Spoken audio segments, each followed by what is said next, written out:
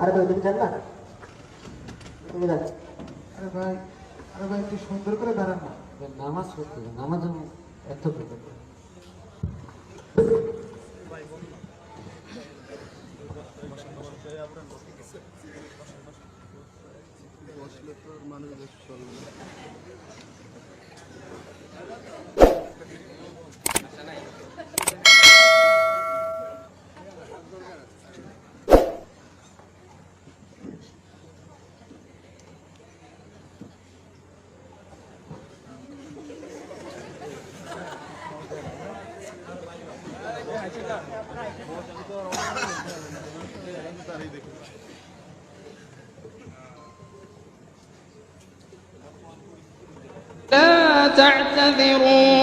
لا تعتذروا قد كفرتم بعد إيمانكم إن نعف عن طائفة منكم نعذب طائفة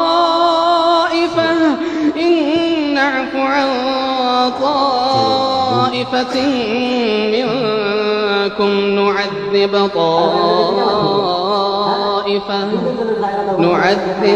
طائفة بأنهم كانوا مجرمين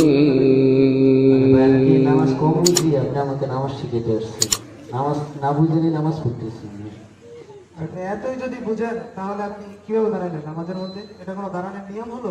ভাই আপনারা অযথা ওনার সাথে তর্ক করছেন কেন? ওনার তো কোনো সমস্যাও থাকতে পারে। ভাই পাইলসের সমস্যা আছে নাকি আপনার?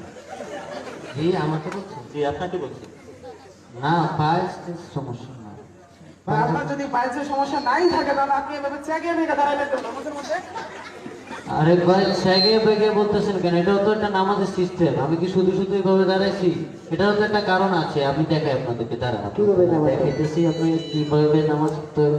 আসলে যে আপনারা যেভাবে দাঁড়ান এভাবে দাঁড়ালে তো এদিক দিয়ে হাজার হাজার শয়তান আসা যাওয়া করে। যে নামাজের মধ্যে শয়তান আসা যাওয়া করলে এটা কি নামাজ? নামাজ পড়বেন এভাবে দাঁড়াবেন, দাঁড়ালে এদিক দিয়ে শয়তান তো আসা যাওয়ার সুযোগ নাই। আমাদের একটা মহব্বতও বাড়ে। আচ্ছা ভাই আপনি যে এদিক দিয়ে জায়গাটা পূর্ণ করে দিলেন যাতে শয়তান প্রবেশ না করতে পারে, তাই তো? ঠিক কিন্তু আপনার এই জায়গা দিয়ে তো শয়তান প্রবেশ করবে, এটা কি করবে? এদিক দিয়ে আবার শয়তান ঢুকে কিভাবে? এভাবে? হ্যাঁ